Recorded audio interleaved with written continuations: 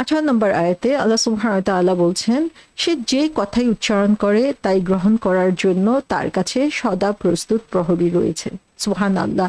এই 3টা আয়াত আল্লাহ সুবহানাহু ওয়া তাআলা এমনভাবে বলেছেন যে সো স্ক্যারি, যে আল্লাহ সুবহানাহু ওয়া তাআলা আমাদেরকে স্মরণ করিয়ে দিচ্ছেন, বারবার বলে দিচ্ছেন যে আমরা এমনি এমনি পার পেয়ে যাব না। আমাদের প্রত্যেকটা কাজের হিসাব নেওয়া হচ্ছে।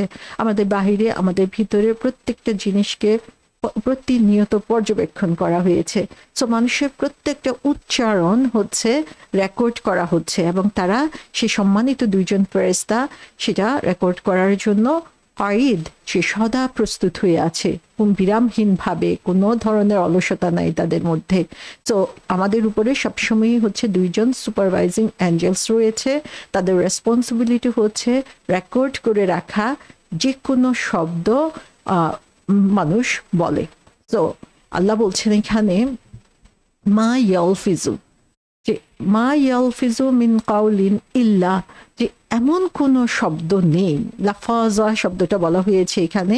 লাফাজা শব্দের অর্থ হচ্ছে কোনো জিনিসকে ছুঁড়ে মারা, বা কোনো জিনিসকে থুতু ফেলা, স্পিট আউট করা বোঝানোর জন্য হচ্ছে লাফাজা শব্দটা বলা হয়ে থাকে। তো আমরা যখন কথা বলি তখন কি হচ্ছে, আমাদের শব্দগুলোকে আমরা ছুঁড়ে দিচ্ছি, সেজন্য লাফাজা শব্দের অর্থ শব্দ বা ওয়ার্ড বলা হয়ে থাকে।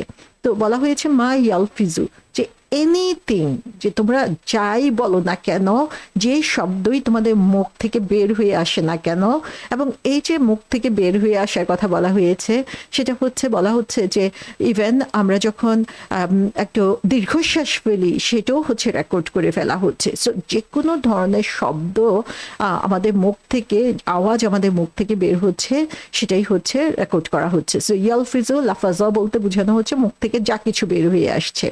মা ইয়ালফিজু মিন কাউলিন। সো কাউলিন শব্দটার অর্থ হচ্ছে, কাউল মানে হচ্ছে শব্দ। সো মিন কাউলিন বলে বোঝানো হচ্ছে যে যে কোনো শব্দ, অর্থাৎ আমাদের মুখ থেকে যে কোনো আওয়াজ বের হয়ে আসে। সো এটাই আমাদের জন্য স্কেয়ারি, যে আল্লাহ সুবহানাহু ওয়া তাআলা কোনো স্পেসিফিক শব্দের কথা এখানে বলেন নাই, আল্লাহ সুবহানাহু ওয়া তাআলা কোনো স্পেসিফিক কাজের কথা এখানে বলেন নাই, বরং তিনি বলছেন যে যে কোনো আওয়াজ এখান থেকে বের হয়ে আসছে, যে কোনো শব্দ বের হয়ে আসছে মিন কাউলিন।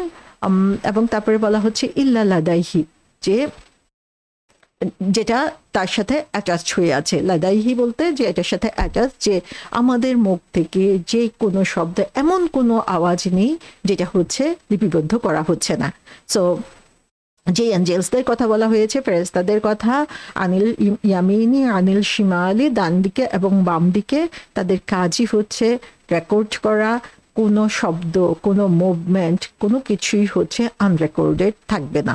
সো কাউলিন বলতে শব্দ বোঝানো হয়েছে। সো বলা হয়েছে যে এনি সাউন্ড, সেটা মিনিংফুল হোক আর মিনিংলেস হোক, কোনো অর্থপূর্ণ অর্থবিহীন, কেউ কনসিয়াসলি বলুক বা আনকনসিয়াসলি বলুক, কেউ ইন্টেনশনালি বলুক অথবা আনইনটেনশনালি বলুক, ইভেন একটা দীর্ঘশ্বাস সেটাও হচ্ছে এর অন্তর্ভুক্ত হয়ে যায়। আবার কেউ কেউ বলেছেন যে এই শব্দ বলতে যে শব্দ, যে কাজগুলো আমাদের জন্য রিওয়ার্ডিং আর নট রিওয়ার্ডিং সে ধরনের কাজকে বোঝায়, কিন্তু ম্যাক্সিমাম তাফসীরকারগণ বলেছেন এটা যে কোনো শব্দের জন্যই হচ্ছে প্রযোজ্য। এ ব্যাপারে আমরা দেখি যে তাফসীরকারগণ তাদের যে মতামত দিয়েছেন, সেখানে হাসান বসরি এবং কাতাদা রহমতুল্লাহ আলাইহি বলেছেন যে এই ফেরেশতারা এভরি সিঙ্গল ওয়ার্ড হচ্ছে রেকর্ড করে। সেটা হতে পারে গুনার অথবা পুরস্কারের, ভালো অথবা খারাপ, কিন্তু এভরি সিঙ্গল ওয়ার্ড হচ্ছে তারা রেকর্ড করছে।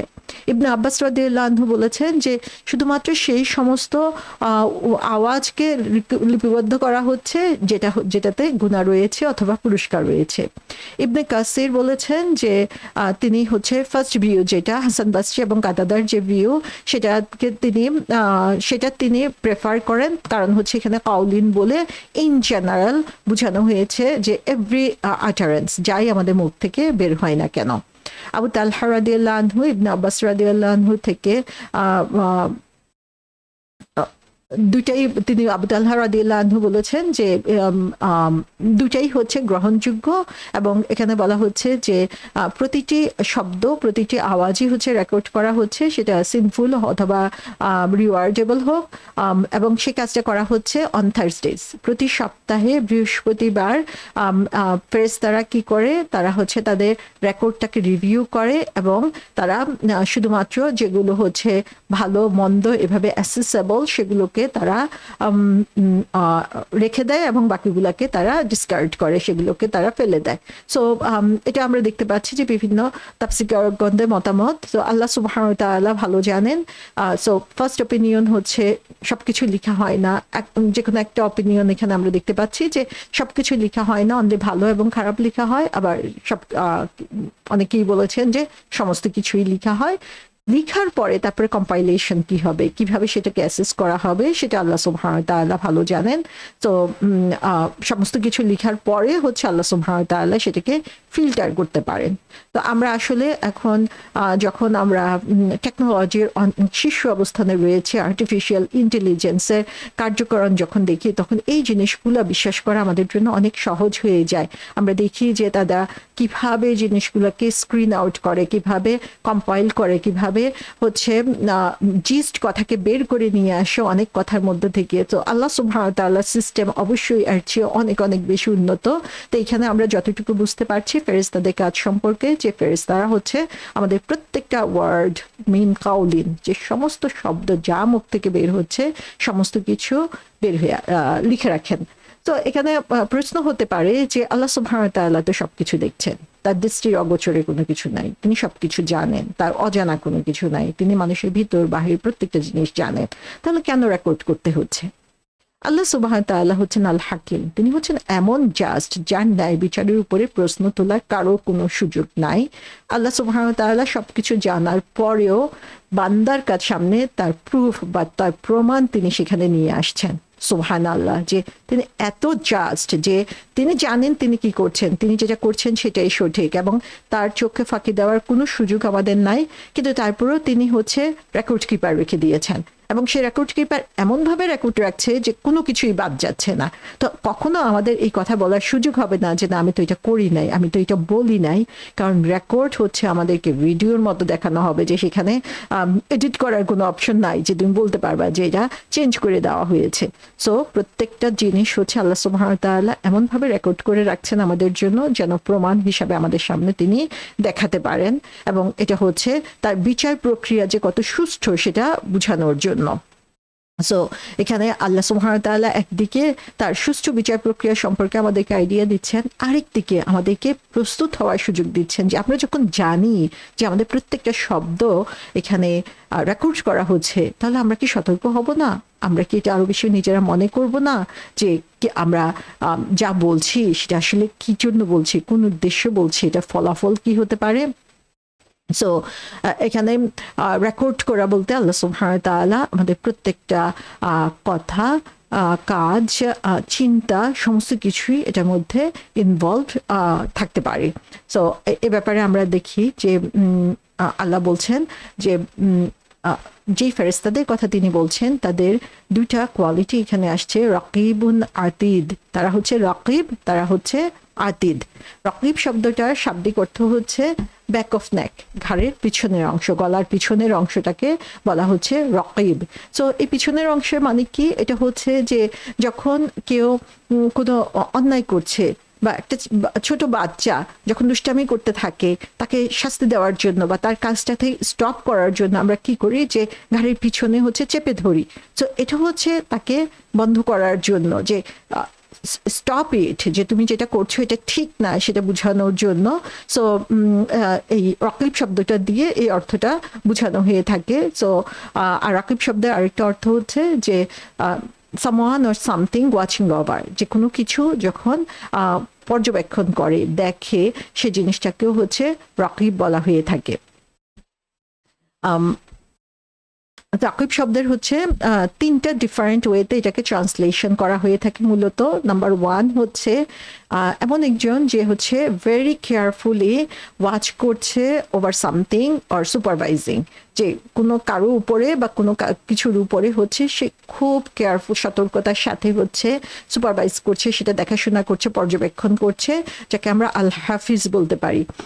আরেক সেকেন্ড যে অর্থটা সেটা হচ্ছে আর শাহিদ, যে হচ্ছে উইটনেস করছে যে কাজটা হচ্ছে, সে জিনিসটা সে দেখছে। আর থার্ড যেটা হচ্ছে সেটা হচ্ছে আল মুত্তাবা, যেটা হচ্ছে যে ফলো করে এবং ইনভেস্টিগেট করে। সো তার কাজটা কি? তার কাজ হচ্ছে সমস্ত কিছুকে ট্র্যাক রাখা, সমস্ত কিছু ট্র্যাক রাখার মাধ্যমে সেটাকে ফলো করা, সেটাও হচ্ছে রাকিব অর্থ। আতিদ শব্দটার অর্থ কি? আতিদ শব্দের অর্থ হচ্ছে ইন্টেন্স, কোনো জিনিস খুবই হচ্ছে গভীর তীব্র, সেটা বোঝানোর জন্য আতিদ শব্দটা বলা হয়ে থাকে। আতিদ শব্দের আরেকটা অর্থ হচ্ছে আনকম্প্রোমাইজিং, যারা কোনো কিছুতেই হচ্ছে কম্প্রোমাইজ করে না, কোনোভাবেই তাদেরকে তাদের কাছ থেকে সরানো যায় না, দায়িত্ব থেকে সরানো যায় না, তাই বোঝানোর জন্য আতিদ বলা হয়ে থাকে।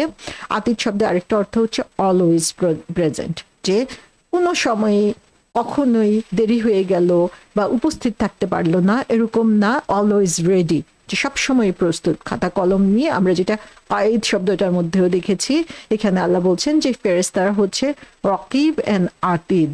তো তারা হচ্ছে এমন ফেরেশতা যারা কোনো ভাবেই কম্প্রোমাইজ করে না, তারা হচ্ছে always present, beginning to end, আমার সৃষ্টির শুরু থেকে শেষ পর্যন্ত প্রতিটা জিনিস খুবই কেয়ারফুলি লিখার জন্য তারা প্রস্তুত হয়ে আছে।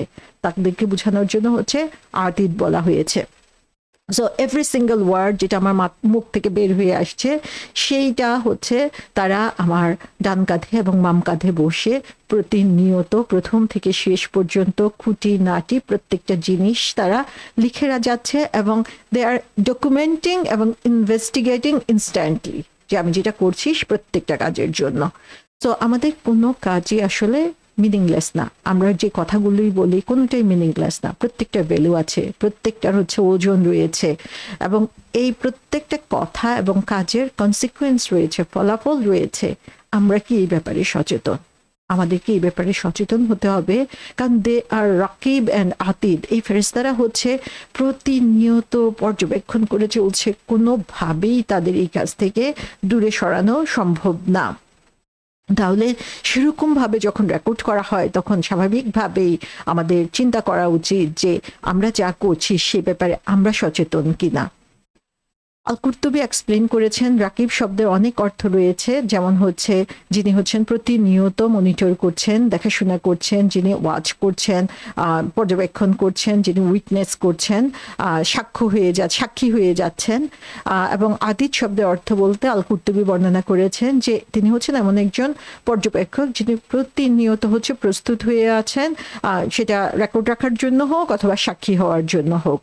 আল ওসাইমিন বলেছেন যে তার এক্সপ্লেনেশনে আল রাকিবের ব্যাখ্যা দিতে যেয়ে, যে যিনি হচ্ছেন মানুষকে প্রতিনিয়ত দিন এবং রাত প্রতিটা মুহূর্তে হচ্ছে পর্যবেক্ষণ করে যাচ্ছেন, দেখে যাচ্ছেন, এবং আতিদ হচ্ছে এভার প্রেজেন্ট।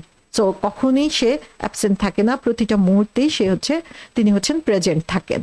তা আমরা দেখি সূরা ইনফিতর আল্লাহ সুবহানাহু ওয়া তাআলা তাদের বর্ণনা দিয়েছেন, ওয়া ইন্না আলাইকুম লাহাফিজিন, অবশ্যই তোমাদের উপর তত্ত্বাবধায়ক নিযুক্ত রয়েছে। আল্লাহ সুবহানাহু ওয়া তাআলা আমাদেরকে এমন ভাবে এমনি ছেড়ে দেন নাই, আমাদের উপরে হচ্ছে হাফিজ বা তত্ত্বাবধায়ক রয়েছে। তারা কে? কিরামান কাতিবিন, তারা হচ্ছেন দুইজন সম্মানিত লেখক। ইয়ালামুনা মা তাফআলুন, তারা জানে তোমরা যা করো। তাহলে এই আয়াতে, সূরা কফের আয়াতে আমরা দেখলাম আমাদের মুখ থেকে যা কিছু বের হচ্ছে প্রত্যেকটা উচ্চারণ, প্রত্যেকটা আওয়াজ তারা লিখে রাখছে। সূরা ইনফিতরে আমরা দেখছি যে তারা জানে আমরা যা করি, তাহলে আমাদের প্রত্যেকটা কাজ হচ্ছে তাদের নখদর্পণে রয়েছে, তারা সেটার হিসাবও রাখছে। সূরা যুখরুফে আল্লাহ বলছেন যে তারা কি মনে করে যে আমি তাদের গোপন বিষয় ও গোপন পরামর্শ শুনি না? হ্যাঁ শুনি, আমার ফেরেশতাগণ তাদের নিকট থেকে লিপিবদ্ধ করে। তাহলে এখানে আমরা দেখি যে ফেরেশতারা কি লিপিবদ্ধ করছে? আমাদের গোপন যে জিনিসগুলা, যেগুলো আমরা হয়তোবা মুখে বলছি না অথবা হচ্ছে অন্তরে চিন্তা করছি, সেরকম গোপনীয় জিনিসগুলা যেখানে কাক পক্ষী কেউ আর জানে না, সেই কাজগুলো হচ্ছে ফেরেশতারা লিখে রাখছেন। তাহলে এখানে আমরা দেখছি যে আমাদের শব্দ, আমাদের কথা, আমাদের কাজ, আমাদের চিন্তা সমস্ত কিছুই হচ্ছে তারা লিপিবদ্ধ করে যাচ্ছেন, যেটা হচ্ছে কোনো ধরনের সেখানে কোনো ভুল ত্রুটি হয় না, সেখানে কোনো কিছুই হচ্ছে বাদ পড়ে না। ইমাম আহমদ থেকে বর্ণিত আছে, বিলাল বিন আল হারিস আল মুজানি বলেছেন, রাসূল সাল্লাল্লাহু আলাইহি সাল্লাম বলেছেন যে নিঃসন্দেহে একজন মানুষ যখন একটা শব্দ উচ্চারণ করে যেটা হচ্ছে আল্লাহ সুবহানাহু ওয়া তাআলাকে খুশি করে, সে হয়তোবা জানেই না যে আল্লাহ সুবহানাহু ওয়া তাআলার কাছে এটা কত পছন্দনীয় হয়েছে, এবং আল্লাহ হচ্ছে তার সম্মানকে আল্লাহ সুবহানাহু ওয়া তাআলা হচ্ছে তার প্রতি সন্তুষ্ট হয়ে যান until the day he meets him, যে কিয়ামত পর্যন্ত যখন আল্লাহর সাথে সাক্ষাৎ হবে সেই পর্যন্ত হচ্ছে আল্লাহ সুবহানাহু ওয়া তাআলা তার ব্যাপারে সন্তুষ্ট থাকেন। আবার বলা হচ্ছে যে একজন মানুষ এমন কোনো শব্দ উচ্চারণ করে যেটা আল্লাহ সুবহানাহু ওয়া তাআলাকে রাগান্বিত করে, এবং সে হয়তো বা চিন্তাও করে নাই যে এটা আসলে কতটুকু রাগান্বিত আল্লাহকে করতে পারে, এবং আল্লাহর সেই রাগ হচ্ছে সেই কিয়ামতের মাঠ পর্যন্ত, যতক্ষণ পর্যন্ত আল্লাহর সাথে আমাদের সাক্ষাৎ হচ্ছে ততক্ষণ পর্যন্ত সেই রাগ কন্টিনিউ হতে থাকে। তো সুবহানাল্লাহ, প্রত্যেকটা শব্দের কনসিকুয়েন্স আমরা দেখতে পাচ্ছি যে প্রত্যেকটা কথার কনসিকুয়েন্স কত দূর পর্যন্ত যেতে পারে। সো আমরা দেখি যে মানুষ যখন একটা ভালো কথা বলে, ভালো একটা শব্দ বলে, সেটার ফলাফল কত সুদূর প্রসারী হতে পারে। সেম জিনিস হচ্ছে আমাদের খারাপ কথা, খারাপ শব্দ, সেগুলোর ফলাফলও কত সুদূর প্রসারী হতে পারে। সো আমরা হয়তোবা চিন্তা করতে পারি যে একজনকে আমরা হয়তোবা একদিন একটু আলিফ বা তা সেই লেটারগুলো চিনিয়ে দিলাম, কিভাবে পড়তে হয় একটু দেখিয়ে দিলাম, এবং সেখান থেকে সে কোরআন পড়তে শিখলো, কোরআন মেমোরাইজ করতে শিখলো। তো আমরা আসলে জানি না যে আমার ওই একদিন বসে একটু তাকে আলিফ বা তা শিখানোটা তার কোরআন পড়ার জন্য কতটুকু কাজে লেগেছিল, এবং তার কোরআন পড়ার কারণে সেই রিওয়ার্ডটা এখন আমার জন্য কত বেশি পরিমাণ হয়ে যাচ্ছে। সেটাকে আমি হয়তোবা খুবই নেগলিজিবল একটা অ্যামাউন্ট মনে করেছিলাম। আবার আমরা দেখি যে একটা হাদিসে আছে যে যেখানে বলা হয়েছে, আচ্ছা, এই হাদিসটাতে বলা হয়েছে বুখারী শরীফের হাদিস, যেখানে রাসূল সাল্লাল্লাহু আলাইহি ওয়াসাল্লাম যখন নামাজ পড়ছিলেন তখন তিনি বললেন সামিআ আল্লাহু লিমান হামিদা। তখন একজন তার জবাবে বলল রব্বানা লাকাল হামদ হামদান কাসীরান তাইয়িবান মুবারাকান ফি। যখন রাসূল সাল্লাল্লাহু আলাইহি ওয়াসাল্লাম নামাজ শেষ করলেন এবং বললেন যে তোমাদের মধ্যে কে এই কথাগুলো বলেছিল, তখন সে একজন সাহাবা বললেন যে আমি বলেছি।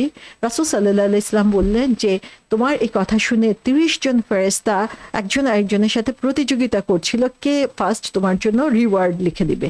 সুবহানাল্লাহ, যে এই একটা কথা সাহাবা তার মন থেকে বের হয়ে এসেছিল, এবং এটা তার এত পছন্দনীয় হয়েছিল যে 30 জন ফেরেশতা এটার জন্য কম্পিট করছিল। সো এখানে আমরা দেখি যে আমরা হয়তোবা জিনিসগুলোকে খুব সাধারণ অর্থে নেই বা অথবা খুব বেশি গুরুত্ব দেই না, কিন্তু আমাদের প্রত্যেকটা কথার গুরুত্ব যে কত বেশি সেটা আমরা এখান থেকে দেখতে পাচ্ছি। যে আমরা যে কোনো একটা ভালো কথার কনসিকুয়েন্স কত বেশি হতে পারে, যে আমার একটা ভালো কথা একজন মানুষকে পরিশুদ্ধ করতে পারে, একটা ভালো কথার কারণে হচ্ছে আমার জীবন পরিবর্তন হয়ে যেতে পারে।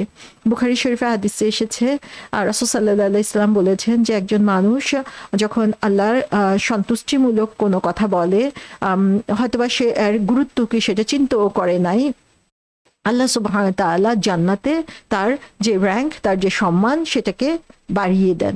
আবার একজন আল্লাহ সুবহানাহু ওয়া তাআলার অসন্তুষ্টিমূলক কথাবার্তা বলে, সে হয়তোবা এটাকে কোনো গুরুত্বও দেয় নাই, কিন্তু আল্লাহ সুবহানাহু ওয়া তাআলা তাকে জাহান্নামের গভীরে ডুবিয়ে দেন। সো এখানে আমরা দেখতে পাচ্ছি যে প্রতিটা কথার গুরুত্ব আসলে কতটুকু। তো এর আগের যে হাদিসটা আমরা বর্ণনা করেছি সেখানে আলকামা বলতেন যে আমি এই বিলাল ইবনে আল হারিসের হাদিসটা শোনার পর থেকে এমন কত শব্দ রয়েছে যেগুলো আমি মুখে আর উচ্চারণ করি নাই। সুবহানাল্লাহ, যে তারা নিজেরা কত সতর্ক হয়ে গিয়েছিল যে এরকম একটা হাদিস শোনার পরেই তারা তাদের মুখকে সংযত জিহ্বাকে সংযত করে নিয়েছিলেন। তো সুবহানাল্লাহ, আমরা আজকে অনেকগুলো হাদিস জেনেছি আমাদের কথা বা শব্দ উচ্চারণের ব্যাপারে। আমি নিজেকে সহ সবার ব্যাপারেই বলবো যে আমরা আরো সচেতন হই আমরা কি বলছি। এই কথাগুলো হয়তো বা আমরা অনেক সময় রাগের বসে বলে ফেলি, রাগ যখন অবস্থায় থাকে তখন হচ্ছে কি বলছি সেটা আমরা খেয়াল করি না, কিন্তু সেটাই হয়তো আল্লাহ সুবহানাহু ওয়া তাআলাকে অনেক বেশি রাগান্বিত করে দিতে পারে। তো আমরা যাই বলবো সে বলার আগে আমরা আসলে একটু চিন্তা করব যে আমরা আসলে কি বলছি। আবু হুরায়রা রাদিয়াল্লাহু আনহু থেকে বর্ণিত, রাসূল সাল্লাল্লাহু আলাইহি ওয়াসাল্লাম বলেছেন যে একজন হয়তোবা চিন্তা ভাবনা ছাড়াই কোনো কথা বলল এবং তার ফলাফল হিসাবে সে জাহান্নামের এত গভীরে চলে গেল যে সেই ডিস্টেন্সটা হচ্ছে, সেই দূরত্বটা হচ্ছে পূর্ব এবং পশ্চিমের দূরত্বের চেয়েও বেশি। সুবহানাল্লাহ। আল্লাহ সুবহানাহু ওয়া তাআলা আমাদের সবাইকে হেফাজত করুক যে এই একটা শব্দ উচ্চারণের কারণে, যেটা আল্লাহ সুবহানাহু ওয়া তাআলাকে অসন্তুষ্ট করেছে, জাহান্নামের গভীরতম পর্যায়ে চলে যেতে হবে। তাহলে এরকম কত কথা আমরা বলে থাকি, এবং কত কথা অনর্থক আমাদের মুখ দিয়ে বের হয়ে আসে। তো এই জন্য সবচেয়ে সতর্কতামূলক যে কাজ আমাদেরকে করতে হবে, সেই ব্যাপারেও রাসূল সাল্লাল্লাহু আলাইহি ওয়াসাল্লাম আমাদেরকে বলে দিয়েছেন যে যারা হচ্ছে আল্লাহ এবং শেষ দিবসের উপরে ঈমান রাখে, তাদের হচ্ছে ভালো কথা বলা উচিত অথবা নীরব থাকা উচিত। তো এটা হচ্ছে বেস্ট ওয়ে। কিন্তু আমরা দেখি যে অনেকেই হচ্ছে নীরব থাকে, কিন্তু যখন বলে তখন সে কি বলছে সেটার ব্যাপারে সে সচেতন হয় না। আমরা অনেক সময় জোক করে, কৌতুক করে, অন্যকে মজা দেওয়ার জন্য এমন কথা বলে ফেলি বা এমন শব্দ বলি বা এমন গালিগালাজ দিয়ে থাকি যে জিনিসগুলো হচ্ছে আমাকে সেই জাহান্নামের গভীরতম স্থানে ছুড়ে দিতে পারে। আল্লাহ সুবহানাহু ওয়া তাআলা আমাদের সবাইকে সেভ করুন যে এই কঠিন কথাগুলো আল্লাহ সুবহানাহু ওয়া তাআলা আমাদেরকে জানিয়ে দিয়েছেন যেন আমরা সতর্ক হতে পারি। এবং সে কারণেই আমরা দেখি তিরমিজি শরীফের একটা হাদিসে রয়েছে যে আদম সন্তান যখন সকালবেলা ঘুম থেকে উঠে, তখন তার প্রতিটি অঙ্গ প্রত্যঙ্গ জিহ্বার কাছে আশ্রয় চাইতে থাকে যে আল্লাহকে ভয় করো, কারণ তোমার জন্য হচ্ছে আমরা হচ্ছে তোমারই একটা অংশ, এবং তুমি যদি সঠিক থাকো তাহলে আমরা সঠিক, এবং তুমি যদি ভুল পথে পরিচালিত হও তাহলে আমরাও ভুল পথে পরিচালিত হব। সো আমাদের পুরো শরীরের মধ্যে আমাদের জিহ্বাটা হচ্ছে খুবই সেন্সিটিভ একটা পার্ট, যে জিহ্বার কারণে হচ্ছে অনেক মানুষ জাহান্নামের মধ্যে যাবে। আল্লাহ সুবহানাহু ওয়া তাআলা আমাদেরকে রক্ষা করুন। এ কারণে রাসূল সাল্লাল্লাহু আলাইহি ওয়াসাল্লাম বলেছেন যে তোমরা যদি দুইটা ব্যাপারে আমাকে গ্যারান্টি দিতে পারো তাহলে আমি তোমাদের জান্নাতের ব্যাপারে গ্যারান্টি দিতে পারবো। একটা হচ্ছে তোমাদের দুই চোয়ালের মধ্যবর্তী, আর আরেকটা হচ্ছে তোমাদের দুই পায়ের মধ্যবর্তী স্থান। তাহলে আমাদের দুই চোয়ালের মধ্যবর্তী হচ্ছে আমাদের জিহ্বা। এই জিহ্বার ব্যাপারে আমরা যদি সচেতন থাকি এবং দুই পায়ের মাঝখানে হচ্ছে আমাদের যৌনাঙ্গ, সেই ব্যাপারে যদি আমরা সতর্ক থাকি তাহলে রাসূল সাল্লাল্লাহু আলাইহি ওয়াসাল্লাম আমাদেরকে জান্নাতের সুখবর দিবেন। তো আমরা জিনাকে, বেবিচারকে যতটুকু ঘৃণা করি, এই জিহ্বা দিয়ে যে গুনাহগুলো করা হয় সেগুলোর ব্যাপারে কিন্তু আমরা সেভাবে সচেতন না। আমরা মিথ্যা কথা বলে যাচ্ছি, আমরা অহেতুক কথাবার্তা বলে যাচ্ছি, আমরা ব্যাকবাইট করছি, আমরা পরনিন্দা করছি, চগলখড়ি করছি, এগুলো সবই আমরা হচ্ছে জিহ্বা দিয়ে করছি, এবং এই ব্যাপারগুলোর ব্যাপারে আমাদেরকে সচেতন হতে হবে। সূরা আর-রাদে আল্লাহ সুবহানাহু ওয়া তাআলা বলেছেন, আল্লাহ যা ইচ্ছা মিটিয়ে দেন এবং বহাল রাখেন, এবং মূল গ্রন্থ তার কাছেই রয়েছে। আল্লাহ সুবহানাহু ওয়া তাআলার কাছে সমস্ত কিছু সংরক্ষণ করে রাখা আছে, সমস্ত কিছু হিসাব রাখা আছে। আল্লাহ যা ইচ্ছা করেন সেটাকে তিনি সেখানে রাখেন, এবং যা ইচ্ছা করেন সেখান থেকে রিমুভ করে দেন। আমরা নিজেরা সচেতন থাকবো এবং আল্লাহ সুবহানাহু ওয়া তাআলার কাছে সবসময় দোয়া করব, আল্লাহুম্মা ইন্নাকা আফুন তুহিব্বুল আফওয়া ফাফু আন্নি, যে তুমি ডিলিট করে দাও যে গুনাহগুলো করেছি, জেনে না জেনে, ভুল করে অথবা সচেতনে আমরা যেই গুনাহগুলো করেছি সেগুলোকে সম্পূর্ণভাবে ডিলিট করে দাও।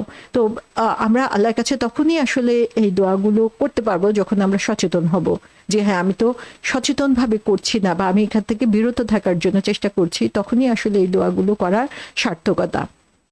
সো আমরা একদিকে জানি যে মানুষের সমস্ত কাজ, তার যে চলাফেরা, কথাবার্তা, ইভেন তার যে গোপন চিন্তাভাবনা রয়েছে সেগুলো, আবার আরেকদিকে আমরা জানি যে মানুষের প্রত্যেকের উপরে দুইজন ফেরেশতা নিযুক্ত করা রয়েছে যারা হচ্ছে প্রত্যেকটা জিনিস রেকর্ড করছে। সো কোনো কিছুই কিন্তু আনরেকর্ডেড থাকছে না। সো আল্লাহ সুবহানাহু ওয়া তাআলার দরবারে আমাদেরকে যখন হাজির করা হবে, আল্লাহ সুবহানাহু ওয়া তাআলা জানেন যে আমরা দুনিয়াতে কি করে এসেছি, তার সাথে সাথে তিনি আমাদের রেকর্ড রাখার ব্যবস্থা করেছেন। সে রেকর্ড হবে পুঙ্খানুপুঙ্খ, যার হিসাব হচ্ছে নেওয়া হবে আল্লাহ সুবহানাহু ওয়া তাআলার ইচ্ছা অনুযায়ী। কিন্তু সেই পুঙ্খানুপুঙ্খ রেকর্ডটাই যখন সবার সামনে দেখানো হবে, আমার মুখ তখন কেমন হবে, আমি তখন কেমন ফিল করব। একজন স্কলার বলেছেন যে তুমি যদি অন্য কোনো কিছু মনে রাখতে না পারো, অ্যাটলিস্ট এটা মনে করো যে কিয়ামতের মাঠে আল্লাহ সবার সামনে তোমার আমলনামাটা দেখাচ্ছে। তাহলে সেই আমল নামা সম্পর্কে তুমি কি ধারণা প্রকাশ করো? এই আমল নামা সবার সামনে দেখালে তোমার সম্মান কোথায় থাকবে এবং তুমি কোন অবস্থার মধ্যে থাকবে, সেটা নিয়ে তুমি যদি চিন্তা করো, তাহলে দেখা যাবে যে এই দুনিয়াতেই তুমি সচেতন হতে পারবে এবং তোমার কাজকে মডিফাই করতে পারবে। তো আল্লাহ সুবহানাহু ওয়া তাআলা আমাদেরকে এখানে সতর্ক করে দিচ্ছেন যে প্রত্যেকটা কাজের হিসাব নেওয়া হচ্ছে, সেই হিসাবের ব্যাপারে আমরা যাতে সচেতন থাকি এবং আমাদের আমরা কোন অবস্থায় করছি সেটা না, প্রতিটা কাজের রেকর্ড করা হচ্ছে। সো আমাদের মুখ থেকে কি কথা বের হচ্ছে, আমরা কি ধরনের কাজ করছি অথবা কি ধরনের চিন্তা ভাবনা করছি, প্রত্যেকটা জিনিসের ব্যাপারে আমাদের সর্বোচ্চ সতর্কতা অবলম্বন করা প্রয়োজন।